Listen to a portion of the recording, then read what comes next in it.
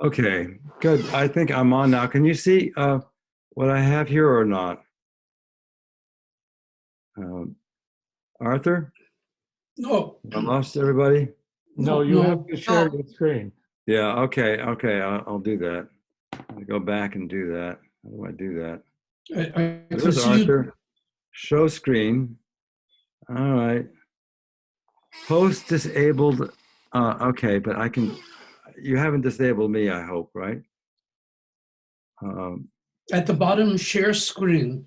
I have that. And it says host disabled attendee screen sharing.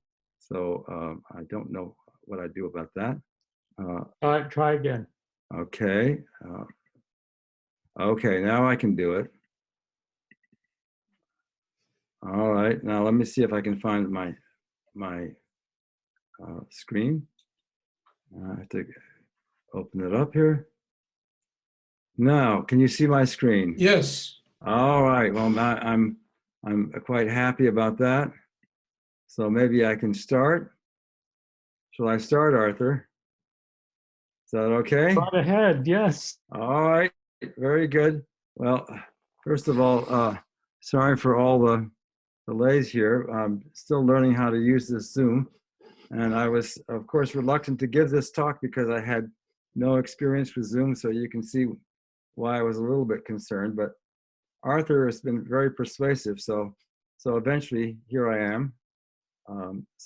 My talk today is really about dispersive PDE, and especially the nonlinear Schrodinger equation, with some remarks about the nonlinear wave equation. And we're going to focus on initial data on the reals or on the integers, which does not go to zero at infinity. So it has infinite sort of global energy, but locally finite energy. And we want to understand whether there are solutions and something about their behavior. So it's kind of like an infinite volume limit, a thermodynamic limit, but in a time-dependent context. And so this is a new area, not that widely explored, and we're just starting to look at it and figure out what we can say. And you'll see what we can do is fairly modest, but it suggests lots of interesting problems. So all the work that I'll present here is joint work with Ben Dodson and Avi Soffer, who are really the experts in NLS, and not me. As you'll see from the abstract, this paper is on the archive, and it will appear in an issue of the Journal of Statistical Physics dedicated to Joel Leibowitz. So if you have any questions, feel free to interrupt. I don't mind. I'll try to answer them as best I can. I have about 20 slides, so I shouldn't be too pressed for time. So let's see how this works. Let me, so is the screen big enough, or should I try to make it a little larger? It looks good. Okay, good. All right. So next I will, let me see if I can navigate. Oh, here we go. So this is the writing down just for concreteness, the nonlinear Schrodinger equation. I have defocusing, nonlinearity. I put a linear term in here too, just for a little bit of variety. And our initial data, I will denote by U naught. The dot here represents a time derivative. And on the reals, we'll assume that U is uniformly smooth and bounded, and we'll try and see what we can say about solutions. As you'll see, we can't say too much. And then on the lattice, of course, this is the finite difference Laplacian, and it's a nice bounded operator. And then we can do much more to analyze this equation. It's much simpler. There's still lots of difficult questions that we don't know how to answer, even on the lattice. But we'll probably start with the lattice and then move to say a few things about the continuum. So first question is, are there solutions? If I don't assume that these are finite energy, how do I control the solution? How would I describe properties of the solution? what is the growth of the solution as a function of time? If they're at initial time bounded, how does the time evolution behave? It won't remain bounded necessarily, and we'd like to get a bound on the growth. So those are the kind of questions I want to talk about. And sorry, I think I missed something. Here are my examples. Okay, these are the examples of the initial data that we have in mind. First of all, you could take a periodic function here. I've written is a kind of Fourier series on the line, and we could also look at. So this one is actually rather well understood. So I'll come back to that in a little bit. But once we go to something like a quasi-periodic potential or initial condition, that means we have two cosines, but they're at different frequencies. So this is not a periodic function on the line. And all of a sudden, the problem becomes not so easy. And we'll see that there's, even for this case, there's not as much known as you would think there would be. So that was part of the motivation for our trying to understand this problem. Then there's the smooth random initial data. So this, of course, is not random, but now if I make my AJs here, which are my amplitudes, these are just little Gaussians that sit on the lattice. And so X is in the reals, but they're little bumps, little Gaussian bumps that sit on the lattice. And there's an amplitude AJ, which multiplies them, which could be random. I'm not going to make any particular assumptions on it right now. But I'll assume that these AJs are complex but bounded by 1. So this is a nice, you can check, this is a nice smooth, real analytic initial condition. And so we'll have something to say about that a little later. So on the lattice, on the integer lattice, when we have a finite difference Laplacian, for the most part, we'll just assume that the initial condition is bounded. There's no notion of smoothness really. So we just assume that the initial condition is bounded, and we'll see what we can say. Now, of course, it would be interesting to get more refined estimates and behavior if we assumed more, like we assumed it was quasi-periodic, for example. And here's an example of quasi-periodic on the lattice. You just pick an irrational, and since this X here is on the integers, this is not a periodic function if X is irrational. And of course, we should be able to say more than that in that case, but I won't really be able to comment on that. Now, then there's a random case where these are IID, and you can also make these, put these guys in equilibrium. So those are the examples that we have in mind. So next, let me just go to the basic conservation laws. We have conservation law of mass, total mass, and we have conservation law of energy. And on the lattice, you have similar things, but the integrals are just replaced by sums. And conservation law means, of course, that these guys don't really depend upon t, and they're independent of t, so they're governed by the value at t equals 0 in particular. So these are basically essential for proving global existence of solutions, but you usually have to assume they're finite. If they're infinite, then it's not so easy to use them to prove existence of solutions. And so in the cases that I've given above, the mass and energy are all finite. In these quasi-periodic cases, random cases, they're all infinite. So we have to figure out what we can do in that case. So in the periodic case, of course, we can formulate this on the torus or the circle if you're in one dimension. And solutions have been extensively analyzed by Jean Bourgain and many others. There's a huge literature of NLS on the torus, and there are actually quite interesting open questions. One of the things that Bourgain did, which was, I think, quite important, was to establish polynomial upper bounds on the smoothness, on the HS norms. When you have smooth initial conditions, they can get rougher and rougher as time gets on, and your HS norms, the derivatives, won't blow up, but they can become larger and larger. And if you just use simple estimates like Grunwald, you'll get these things growing exponentially. And what he did, what Jean Bourgain did, is he made predictions about how they would grow, but in particular, he actually proved that they grew polynomially for s bigger than 1. Now, if s is equal to 1, that's the H1 norm, then by just conservation of energy, that's preserved. But the higher HS norms, there's no reason for them to be preserved. And in general, unless you have integrability, we expect them to grow. And that's one of the big questions to show that these guys become unbounded. And that's kind of like a wave turbulence question. So I'm not going to focus on the torus, because that's finite energy. We'll more talk about what happens in non-compact domains. Tom, can I ask a question? But this is just for some reference. So any questions? I hear a question.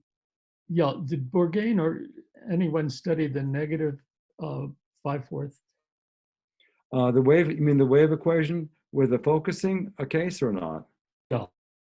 I don't know the focus, negative focusing case. I think you can do that. I think certainly Joel Leibowitz studied the focusing case, and I think Bourgain did work on that as well. Yes, so I think one of the most famous papers in this area is due to Leibowitz, Rose, and Spear, and in fact, it motivated a lot of Bourgain's work. And this is really the study of NLS on the torus with a focusing nonlinearity. So yeah, so I think a lot has been done there. Yeah, but as I said, I'm going to try to go to non-compact domains. So now let me just quickly move on to my next slide, unless there's another question. So here's just some general motivation and comments, which I've already sort of made already, but just to repeat it, there's enormous literature on nonlinear Schrodinger equation. It's just hundreds, maybe thousands of papers, and most of them assume that the initial data has finite energy or finite L2 norm, so that conservation laws can be used. But it certainly in many physical situations, such as light transmission in very long nonlinear fibers or dynamics of ocean waves, the finite energy assumption doesn't seem so natural, and it would be more natural to assume that you have finite energy per unit volume, which is what we have. This assumption about finite energy per unit volume is probably not enough to control global existence. You probably have to assume maybe some higher regularity or some randomness in the initial data. So this is related to the theory of wave turbulence due to Zakharov, and it's now actively being studied by mathematicians. There's a lot of work. It's still not entirely satisfactory, but there is a lot of progress. And here are some of the names: Buckmaster, Germain, basically a group at Courant and at Princeton. And a lot of their work is based on some earlier work of Herbert Spohn and Lukarinen. And they really use perturbation theory very, very heavily. These some Feynman graphs and try to prove that there's some effective kinetic equation which governs the time evolution. And so there's a lot of work that this sort of in this random kind of thermodynamic limit, but they're never in infinite volume as far as I know. So, but this is certainly related in spirit to what we're interested in. So very much these Feynman graphs look like the old field theory days in many ways, except you have time dependence and it's real-time evolution, not Euclidean. So here's the outline of the talk very briefly. I'll discuss some quasi-periodic initial data in one dimension particularly. Then I'll talk about the nonlinear wave equation, which is really different because you do have finite propagation speed here, and you can say a lot more very easily, in fact. Then I'll talk about the linear Schrodinger, and then we'll do the bounds for the lattice case, which are quite elementary, but instructive, I think. And then there's a global existence for the nonlinear Schrodinger on the reals, except that we have to regularize the nonlinearity. We have to take the nonlinearity and convolve it a little bit to make it a little better behaved, and then we can get global solutions. Finally, we'll talk about local existence of NLS with analytic data. And this is a kind of Newton iteration scheme that's it's amusing to use in this context. Of course, Newton iteration schemes have been used many places, but here I'll try to explain how we use it for NLS. Finally, we'll talk about some conclusions and conjectures. So that's the outline. So I guess the first thing I'll do is tell you about results for the quasi-periodic case, and these are quite nice, but still quite incomplete. And so let me go to quasi-periodic data. So quasi-periodic data, of course, I've just put an example up here, which is cosine x plus b times the cosine square root of 2x. So this is already challenging. You can study other kinds of quasi-periodic data, but you can just think of this and you're not going to go far off with your intuition. And you might think this is an easy case to study, but because of the incommensurate periods here, there's not that much known. So about 5 years ago, Tadahiro O proved a local existence for quasi-periodic data. So for short time or for small data, he could prove, but no global existence, okay? You could do global existence for what's called limit periodic. I won't go into that, but that's closer to periodic than to quasi-periodic. And it's not quite as interesting from my perspective. So, but it's still a nice result. And so he got local existence. And that was actually one of the first things that Bourgain asked me, that, well, how do I know I have, even local existence for these infinite systems? And then of course I said, well, I know this paper of O, but the paper of O doesn't really answer the question except in the quasi-periodic context. So now there's really, I think, quite a nice paper of Demonic and Goldstein, and later joined by Binder and Lukic. And this is the existence. This is not nonlinear Schrodinger. It's actually Cordovec de Vries. Okay? So it's Cordovec de Vries on the real line. And so you have small amplitude, you have quasi-periodic data like this, but A and B have to be small, so it's small amplitude. And there's some frequency, some range of frequencies here, which have to be Diophantine or have some generic properties. And then the result they prove, which is quite nice, is that the solution to the nonlinear Schrodinger with data of this type is bounded for all time and almost periodic. Okay, so it never grows and it has an almost periodic structure to it. And this relies on the integrability of the one-dimensional KdV. So they don't do it for NLS, but this was conjectured by Percy Deift. And by the way, if you go back to the same problem on the circle, this is the famous work of Novikov and McCain and Triplowitz, where they established for all data, all smooth data, that you have almost periodic evolution on the circle for KdV. So that was a huge development. And now this has been fairly recently extended to the real line. So this is but there's been a long time between that work on the circle and this work on the reals. So that's really, I think, a nice example of where one does have existence, but one's using integrability. So let me just make a remark. As far as I know, for the global existence for large data, quasi-periodic like this, for example, is not known for KdV or NLS. So this is, as I said, small amplitude. So we don't even know what happens. Maybe it's probably not true that it's almost periodic anymore. I doubt that's true, but we should be able to have the existence of solutions. It's not known. And so that's one of the challenges, surprisingly, even for an integrable system, that we don't have that kind of information. Now, for non-integrable case, there's a special class of solutions proved by Wei-Min Wang. And these are, excuse me, go back if I can get back to by Wei-Min Wang. And she proves that there are small amplitude solutions which are quasi-periodic in space and time. And she needs a KAM type method and Bourgain type techniques to prove that the existence, just the existence of solutions of that kind. So it's a family of solutions which are going to be bounded, very nicely behaved, but one does not expect them to be generic, of course. And it applies to non-integrable domains, non-integrable systems, and so it's a special but interesting class of solutions to these equations. So that's really what those are really summarized pretty well. I think what we know about quasi-periodic on the reals, especially in the global context.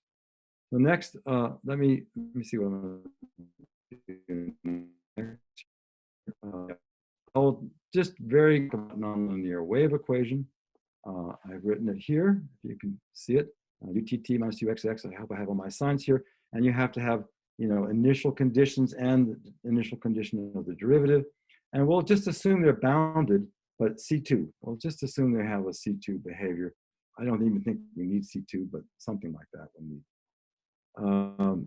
And then one of the basic facts that you may remember from if you took a course in partial differential equations is that the wave equation has finite propagation speed.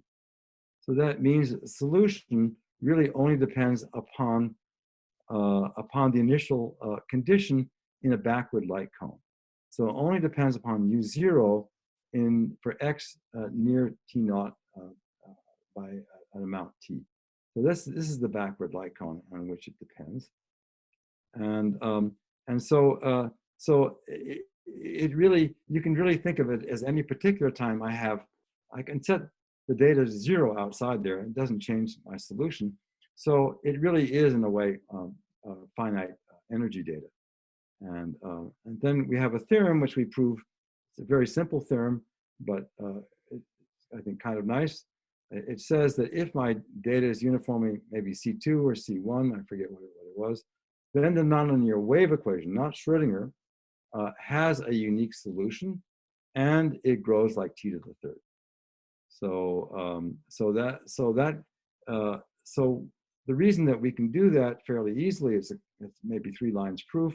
It uses the energy, it uses finite propagation speed, and some simple Sobolev inequality, and this pops out right away. So so the problem is for NLS or KDV, which we've been discussing, they do not have finite propagation speed, and rough data can propagate extremely rapidly. Our solution can become rougher and rougher, in which case the speed gets faster and faster, and one loses. It's a struggle to keep control of the energy. So I put the nonlinear wave equation just for a contrast to show you that the finite propagation speed is in some sense the crux of the problem for us. Okay. Now, so let me just ask: are there anybody have any questions so far? I'll go now to linear dynamics of linear Schrodinger. Is there anything that Arthur? Is there anything you want me to add to this, or you have a comment? Doing great. Keep going. Okay. All right. So now I'm going to talk about linear Schrodinger equation. Okay. If you understand you better understand the linear one before you understand the nonlinear one in general.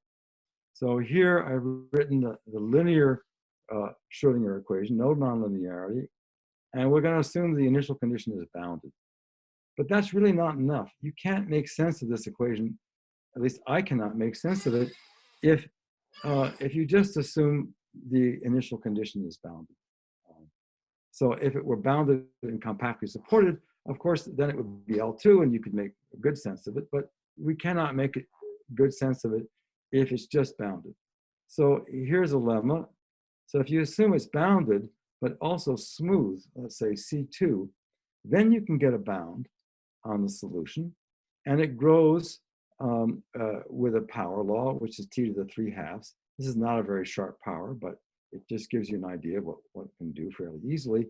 But then you have to take the derivative of the initial condition. It depends upon some higher derivative. You don't need 2 derivatives, but you need 1 plus epsilon derivative. So I just put 2 in here, and you need to know the sup norm of that. Without that, we would not know how to control the solution. Because signals can propagate very rapidly from infinity, and then things can just get out of hand at any particular time. So that's the, excuse me, I keep on losing my place here. So that's the theorem. It's not very hard to prove. I'll just give it a quick sketch. And then in the random case, which you can study quite easily, you'll see that you get a growth of t to the half. And for any AJs, you can choose AJs, as long as they're bounded by 1, you'll get a t to the half growth. You can do this by explicit computation. Now you might think, well, you can do better than t to the half. And yes, in a generic sense, you can, but the AJs can be chosen, maliciously, so that this is the best you can do. You can choose phases so that you get the cancellation, and then you can find out, oh, I can't really do any better than this t to the half. So that's pretty much optimal if you don't assume something about these little amplitudes that are sitting in front here. So similar results hold on the lattice. You can choose, nice independent or nice bounded random variables. You'll have the existence, but you'll only get this t to the half behavior. You can't do better. Now, if they're independent random variables and mean 0, then you can show the expectation is bounded. So these are kind of this growth that you can get relies on the AJs being very nasty, so they cancel various oscillations in your system. So to show you how you do this, how you define a solution, I've just write down a partition of unity, and which is located near some lattice point J. So these are chi-J's are smooth, and they're supported near lattice site J. And so, of course, we can write everything as a sum of these guys. And the problem is to show the sum converges. Each term, of course, is very well behaved because this is a nice L2 function, nice function of compact support. We know everything about that more or less. But we've got to sum them all up. And to do that, we just write this fj as a f times the chi-j, and then look at the time evolution. You can do this quite explicitly with stationary phase or a little bit of integration by parts, and you'll see that if your function is smooth, so I have the smoothness on the right hand side, C2, then you will get a t to the 3/2 growth, but you'll also get a decay in x. So I fix x, or I fix x. I fix j, and then let x get large. Then this is a summable thing, or I fix x and let j get large. I can sum over the j's. So because I have the 3/2 here. Yeah, I should say that again. If I fix x, I can sum over the j's, and I'll get a convergent sum. So as I said, this is very easy to do by Fourier transform, integration by parts. And so you just have to add up all these little pieces together and make sure that they add up. And this guarantees it. But notice that you've lost some derivatives. You can't do this in the bounded category. You lose derivatives if you want a bounce. So that's going to be a challenge for any kind of iteration scheme. If you want to iterate, you're going to lose derivatives as you go along, and that's why we're going to need a KAM scheme a little later. So alternatively, this is another way of understanding this. You can use, suppose f is localized near the origin. That means j is equal to 0 here. You can use commutators to do the same thing here, and that's quite useful. And you don't use Fourier transform. You just use commutator estimates. And notice that the commutator of x with Laplacian is just going to be ddx. So then you're going to get something t times the derivative, because the derivative will come through here. So this is the same kind of estimate as this. I like this better because it generalizes when I don't have Fourier transform. So it's just a bunch of commutators that you have to work with. So next, I've done that. Let me see. Yeah, now here we go to the lattice. So the lattice is, as I said, it's a nice case because the Laplacian The kinetic term is bounded, unlike the continuum. And it turns out that's very useful when you do your integration by parts. So here's the same equation that looks the same. I've written it. This equation, by the way, is not integrable unless you make some variations of it on the lattice, as it would be in the continuum. But still, so there are questions about this. It doesn't really matter what kind of nonlinearity we have here. We can have other nonlinearities. The proof that we have here is quite robust. So we just assume that U is bounded by some amplitude A. So it's uniformly bounded initial condition. And then under this, I'll prove that the time evolution grows no faster than t to the quarter. Okay. So in the focusing case, we don't get a bound like that. We get a bound of t to the half. But in the defocusing case, which I have here, it becomes t to the quarter. And if you had higher powers, you'll get even better. You'll get even better, more bounded growth, better powers here. So not only is this true, but if you average this expression over an interval of width t, then you'll see that the average, there can be peaks of t to the quarter, but most of the time it's not that big. Most of the time, this is bounded on average, and so that also follows from our proof. And so I will now sketch the proof. But the real thing is that this proof is very elementary. You'll see it just relies on energy, basic energy estimates. So this is a statement that you just assume boundedness. We're on the lattice. You get a t to the quarter growth. If you do averaging, you get something even better in some ways. And so let's just go to the next slide and see if I can explain the proof.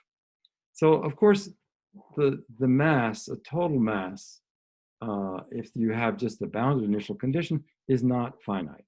So of course, what we do is we find a local mass.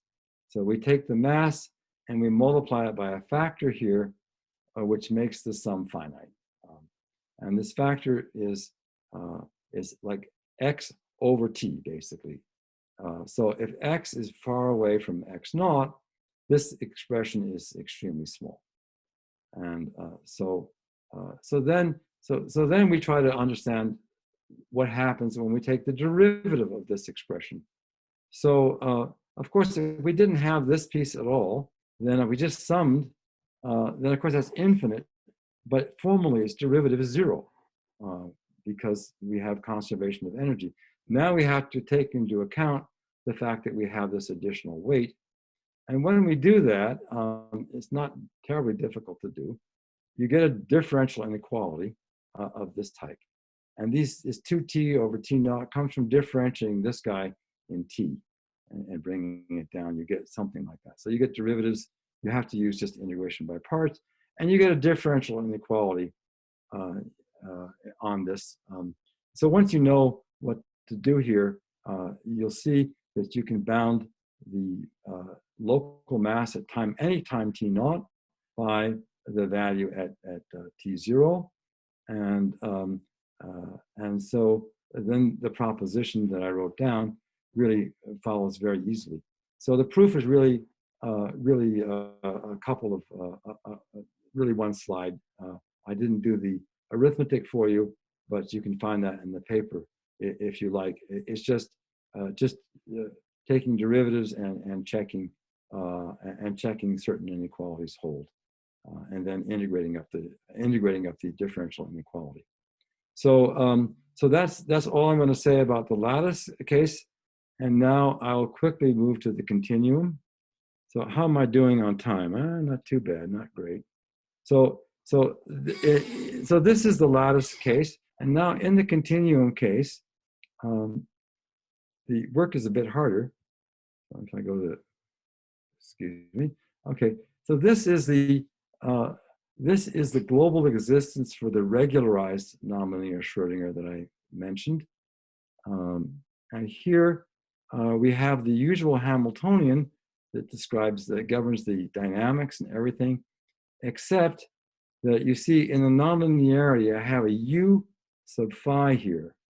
What does a u sub phi mean? It just means I've taken my u and I've convolved it with a smooth symmetric function like a Gaussian, for example, or something like that. But that guarantees this guy is always going to be smooth, and that is very helpful. And then the theorem, and I'm not going to go through the proof. It's a little bit like the one I sort of sketched in the previous slide, but it's actually quite a bit more involved. It takes so I certainly won't go through that. It says that if our initial condition is in C4, so we need some regularity, but no going to zero. This has to be regular. C4 is probably not optimal, but then we get a bound on the solution, which is t to the 8/3. Again, I don't expect these things to be sharp in any sense. And then the proof uses a local energy norm like this. This chi is a smooth positive function, compactly supported. And then we make R depending upon T, depending upon X naught. And we have to play with these local energy norms, not just at one point, but at many points throughout the space. And of course, the proof is much more complicated because the derivative we're using in the previous slide, I didn't quite show you why, but we're using the derivatives bounded, and Laplacian is bounded in the previous slide. Here it's not bounded, and so it requires a bit more effort. But in principle, the idea is the same. You can control it with a kind of local energy norm. We would, of course, love to know how to get rid of this regularization, but that's not. And there are other regularizations which one could imagine using, and we don't know how to work with those as yet either, but they would be also worthwhile understanding. So now I see I have a little bit of time. Yeah. So now I'm going to go to something which I found a bit amusing. This is the local existence for real analytic data. So we were thinking about how to use a Picard iteration scheme to get local existence. This is the way it's usually done in PDE and ODE. You use a Picard iteration scheme. But the problem with the Picard iteration scheme is that you start to lose derivatives. As I tried to explain, you cannot maintain control without taking derivatives. And with the loss of derivatives was a problem for Picard iteration. So I was told that you can't do that. And then of course we all knew that Nash's type of work was able to overcome these problems of differentiability, and basically it's a Newton scheme. So we tried to use a Newton scheme, and this is what I'm going to talk about now. It only gives you local existence, but at least it's a start. So, for example, it applies to the smooth random case and the quasi-periodic data. So the quasi-periodic was done by O, but I don't think he covers the smooth random case. At any rate, we're just going to try to do this by an iteration, a simple iteration scheme, which if you remember when you teach calculus how to find zeros of a polynomial or of a function, it's exactly the same idea. You pick a point, you linearize, pick a new point, and you expand about that. So this is exactly what we're going to do. It'll look a little bit more complicated, but it's the same idea. So we'll start with our initial condition, U0, and let it evolve by the free evolution. And I don't have the nonlinearity here at all. So this is a very crude approximation to my first step. And then we say, okay, this is not the right solution. We want to correct it, and we're going to call our correction C2. So C2 is going to be added to this to make the solution a little closer, a little bit more accurate. And when you figure out what C2 is, well, it's the linear correction. So you plug it into the equation and you keep the linear pieces. So the linear pieces, you see this appears linearly here, here, here. Here it's again linear. Of course, it's got a complex conjugate, and there's a remainder here, which I'll come back to in a second. And here we're perturbing around U1, this solution. So this is a time-dependent. This is a time-dependent linear equation, and it's got a complex conjugate in it too, which makes it a little bit unusual, and a remainder. So this is how you compute the linear correction, and it's easy to show this thing exists, but you have to get bounds on it as you go along. So let me make a few points about what makes this thing effective.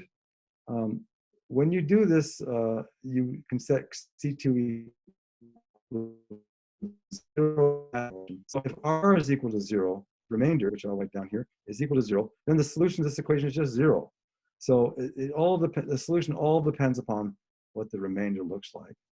Now, if you work out the remainder, you'll see in this particular case, you just have to do a little bit of arithmetic, and you'll see it's U1 squared U1.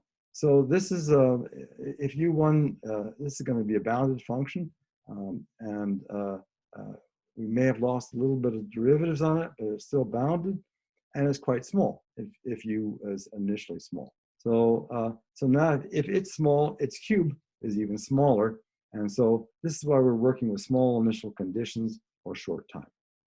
So then what do we do next? So that's the next approximation. So that's what you get when you take the line and you hit the axis again to find the next point. Then you say, well, now I'll take this is my new approximate solution, U1 plus C2, and you plug that back into the equation. You get another linear equation. It looks almost the same, like the same one you started with. You have a different remainder, and of course you're linearizing around U2. So U2 appears here, U1 appeared up here, exactly the same structure. You can iterate this again and again. You just have to watch that your remainders that live here get smaller and smaller as you go on. So that's the thrust of that's the simple. That's how you would do a Newton iteration scheme. I'm sure it's been done in many times for this kind of for related situations. Certainly, it's been done by people in. I remember some of these things for of Green and Jacobowitz for analytic embedding, and they're using some of the same general ideas that I'm explaining here. So here's the next remainder, the R2 from the previous slide, but notice it's quadratic in the error. So this quadratic part is extremely important, and that's what makes Newton work. It has super exponential rates of convergence because these remainders are quadratic in the previous ones, which are again quadratic. So you get some super fast exponential convergence. And that's why, that's why KAM works. That's why many Newton schemes are applied in PDE as well as ODE. And so if you want to set up these equations, let me just say, I'll go back for a second. We want to set up these equations. Notice I have a Xi and a Xi bar. So it's very natural that I set it up with matrix notation, Xi and Xi bar, and these U's. These are my remainders, and this is my time-dependent potential, which appears. So then we can write it just as looks like a time-dependent matrix equation, which it is, but it's operator equation. And here's my remainder. The BNs are the remainder, and they're very small. They become smaller and smaller as we iterate. And we can just solve this equation by, just using ideas of ordinary differential equations, and we use these commutators to control the smoothness. So I'm running a little bit low on time, so we use commutators to control smoothness because you want to know that these things are smooth, and also we need to do the x commutator as we did for the linear wave equation. So we do the x commutator, and then you get the derivative of this. So these are time-dependent potentials. Now, it doesn't work quite as easily as it did in the linear equation that I wrote down, but the idea isn't so different. And so to just, I have 2 more slides on this. It's a little bit technical, but I hope to give you the main idea. So we use a norm. We have to use a norm on these solutions so that we can do some kind of iteration scheme and prove convergence. So the norm, what happens is we start with some initial condition, which is very smooth.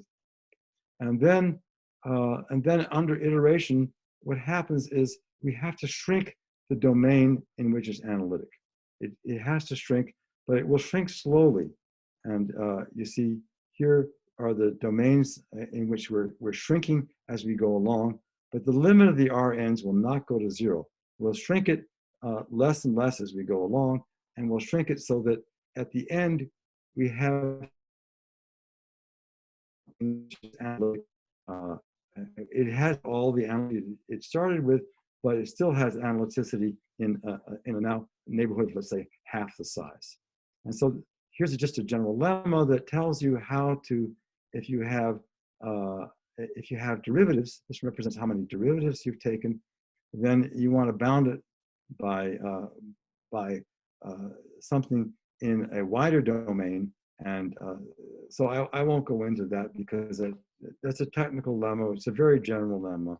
So let me move on here because I don't want to get too technical here. But roughly speaking, we know how to control the iteration. But the key point is here, remember that the A's are the X's. These are the perturbations that we're making at each stage. They're getting smaller and smaller. And remember that the B's, which are the error terms, they're going like C squared. And we're bounding the B's. By C squared. So this is going to be C. We're going to get C squared here. So if I do this, I'm going to get epsilon n, where epsilon is the norm of this of the X's, roughly speaking. And I'm going to bound it by this thing. But notice the en squared. This square here is all important. Now I've lost an n to the 4th, but that's not going to be so important. The point is the quadratic relation in Newton makes en plus 1 bounded by en squared. So that's the square that appears here. And so if you can establish that, that's the super exponential convergence.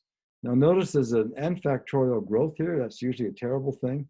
But notice I have e1 to the 2n here. That beats that factorial easily.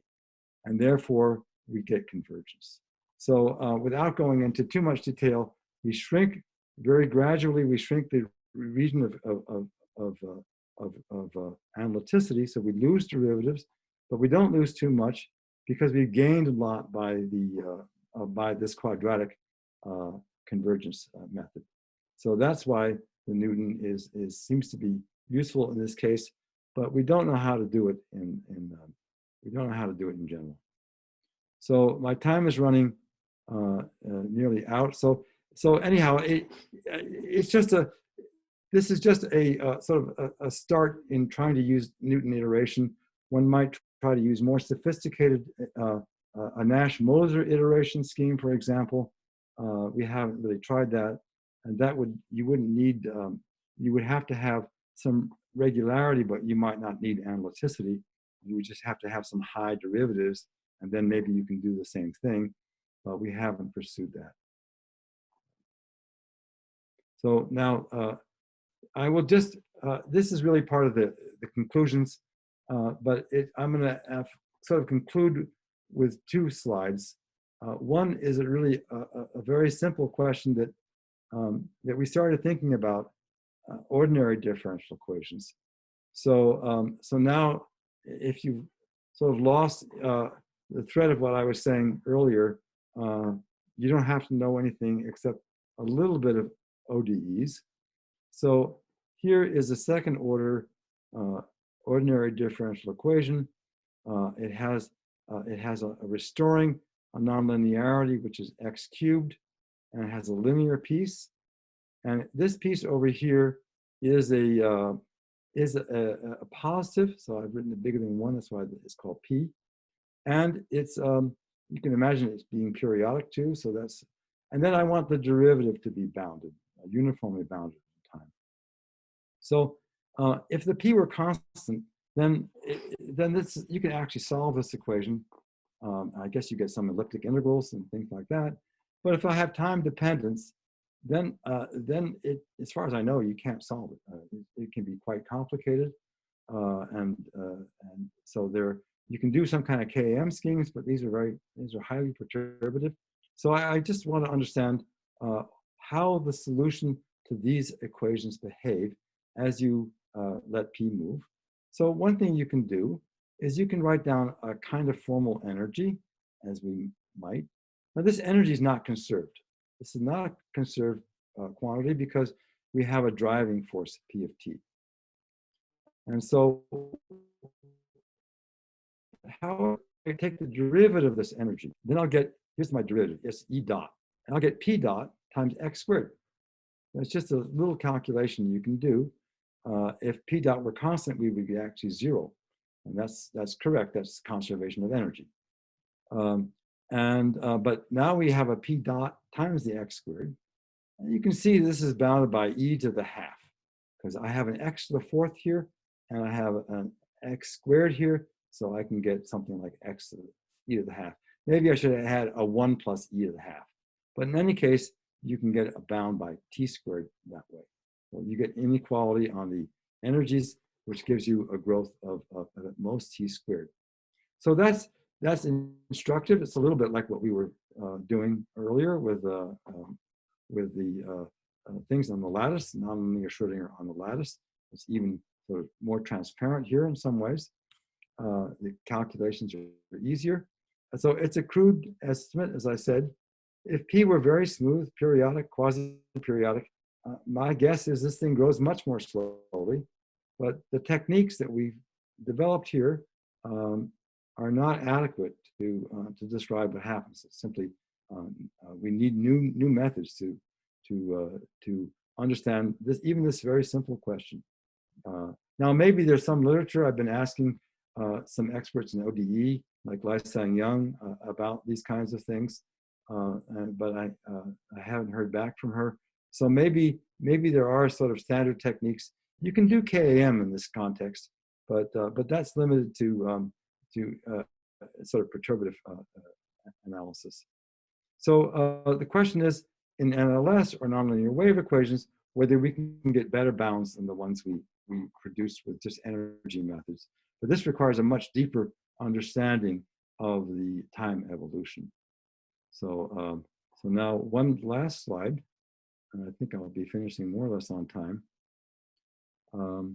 I will talk about a random initial data, which I really haven't said anything about, except in the linear case.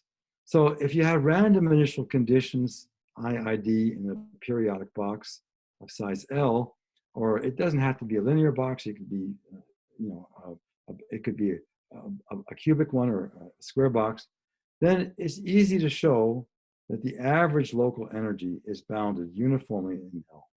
So that's the average local energy as you average over the random initial conditions.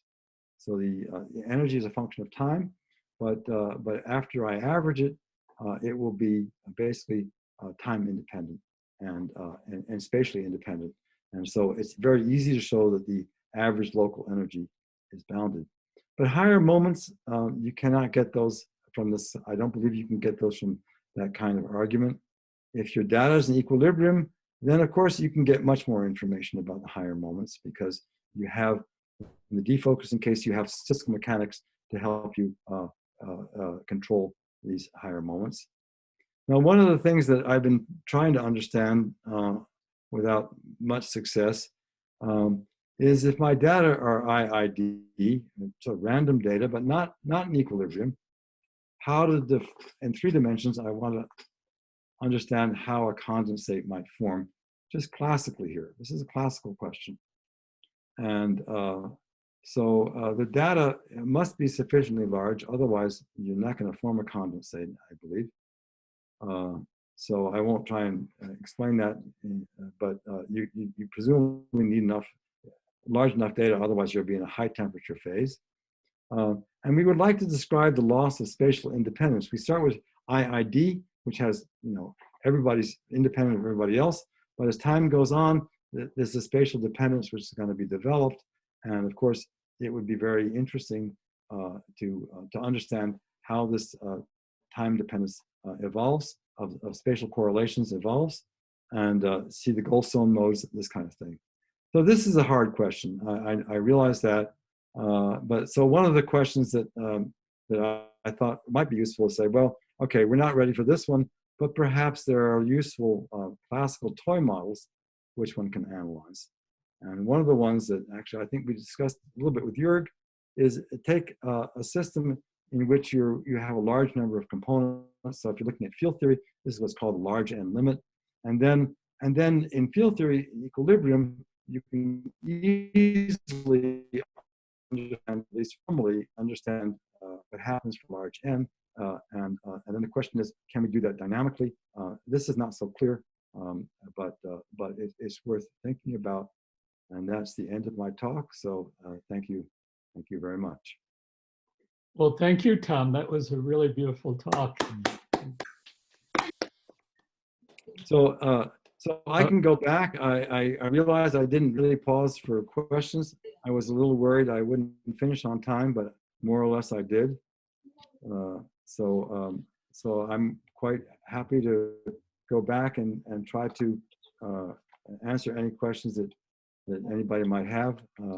I don't really think this fits into the picture language program, but maybe there are some aspects of it that you might find interesting.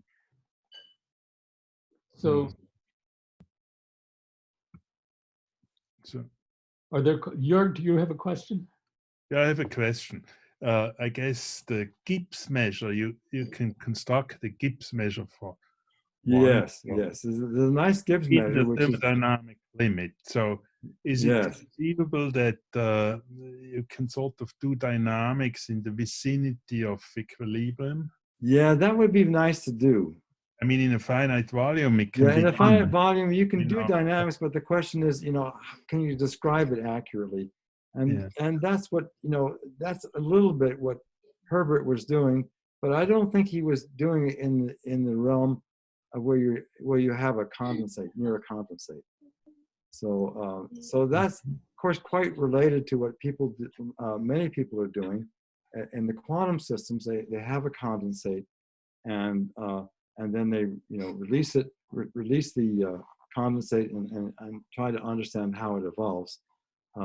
My question is a little bit different. I was trying to understand what happens, but even that's a fair question, even to understand classically, by the way, because then the kinetic equations have to be changed. They're not you have a 3-wave rather than a 4-wave interaction, and so I think there's been some formal analysis of that in the continuum. On the lattice, there's not much that's been done, except maybe some work of Herbert Spohn. The physicists like to work in the continuum, but the continuum has some peculiarities which the lattice doesn't have, and vice versa. One of the peculiarities in the continuum is they start with very, very rough data, and then of course you're going to get a condensate forming almost immediately, and so that doesn't seem to me to be totally physical. But yeah, but there are questions like that I think are worth exploring, even at the classical level. So Lenny, do you have a question? Yes, the comparison for the nonlinear Schrodinger equation of the method, the elementary method of using the corresponding integral equation and doing the customary expansion. Yes, like Picard iteration, for example, right? Yes, that would correspond to that. How does that compare with Newton iteration? Yeah, the Newton, see the point about Picard iteration is that you cannot make it work because you lose derivatives. So this is something that people like Nash recognized when he was doing his embedding theorems. So even local stuff won't work so well. In a finite volume, of course, you can do this because you have conservation of energy. But in even for something with very, very nice data, smooth data, like the ones that we were just discussing for nonlinear Schrodinger equation, I tried to make the usual Picard iteration work, and so did my more expert colleagues, Ben Dodson, and we just couldn't do it. It's just they kept on explaining to me it won't work because you're going to lose too many derivatives, and you can't write the right Banach space for it. You can't find the fixed point in the right Banach space. So then we started thinking, well, what did Nash do? What do other people do when they lose derivatives? And the solution is this Newton iteration, basically. Mm-hmm. Yeah. So there's lots of historical precedent.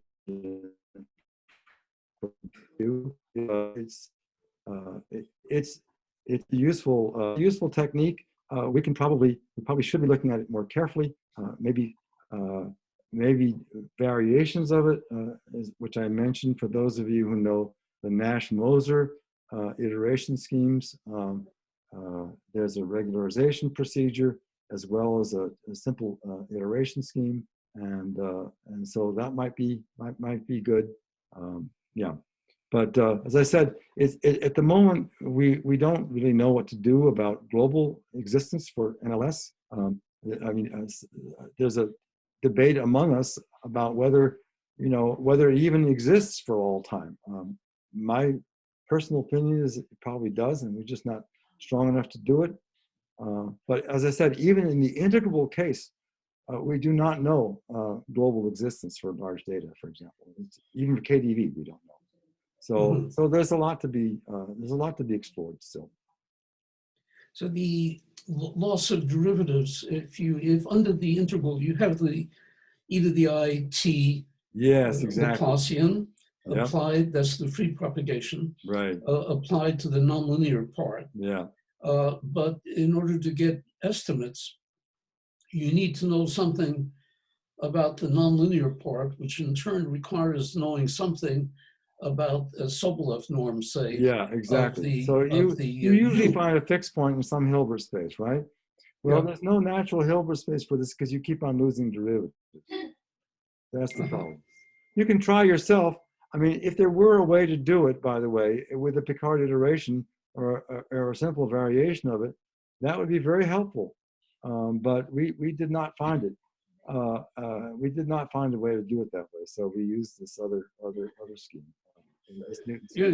By the way, it's very useful in many other contexts too. I mean, of course, it's used for KAM and all these other kinds of things.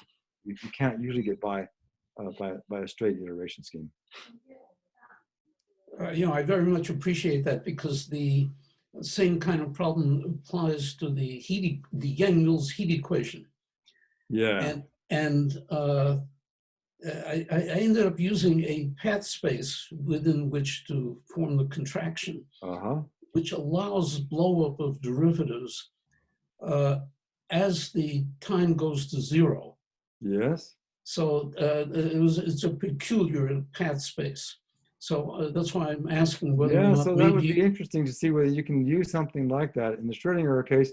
But of course, in the Schrodinger case, we have oscillatory integrals, so that's also going to be a little bit of a problem. Right. And so it's a really like, these nonlinear Schrodinger equations, when people do all this perturbation theory to understand time evolution, it's very reminiscent of perturbation theory for Euclidean field theory. However, it's not Euclidean here, right? We've got something which is real time. And so it's a challenge. It's an analytical challenge to control that. Mm-hmm. Well, are there any other questions? That was really a very inspiring talk, Tom, because you raised so many interesting open problems. There are lots of questions. And there's some simple answers, which we sort of picked the low-lying fruit, but there's a lot of stuff there. there's a lot more to be done, that's for sure. Right. Well, thank you very much. You're very welcome, and thank you, Arthur, for inviting me and twisting my arm. This is going to be the medium for scientific exchange. It's clear. And So, next week we'll have an overseas talk with Jörg. Yeah, well, I look forward. I'll be there for that. I'll be there for that. I look forward to that, and I look forward to some of the other ones at your meetings. They look very. We have some very interesting talks coming up, and some that haven't even been announced. So. Okay, very good. Well, I'll be watching for them. Joel, are you still there, Joel? No. No. I don't think so. Well. So Arthur, I will need a test run with you. Well, you can see, Jörg, I had my problems. Yeah. Even though we did have a test run. We got it straightened out without too much delay. Chenwei, do you have a comment? No, this is a very beautiful talk. I really enjoy. Very good. Okay, Jörg, when do you want to? Okay, Jörg, so I look forward to hearing your talk next week. And it is a good idea to have a run with Arthur. In fact, I had trouble just getting on. Once I got on, I could more or less navigate, get around, but just getting on was a challenge for me this time. We had the test yesterday, and it seemed to work very well. And I don't know what I don't know what I did wrong this time. I did something. I have a talent that way, Arthur. But anyway, if I do this enough times, which I presume we'll do it again at some other time. Well, the talk was beautiful, so thank you, Tom. And all right, thank you very much. All right, bye-bye. Bye-bye. Bye. Goodbye for now. But Jörg, when would you like to have a test? Oh, you can tell me. I'm pretty flexible. We could do it now. But why not? Yes, so should I share my screen? Yes, why don't you try to do that? And then see whether I can upload my slides. What? All right. Why don't I stop this?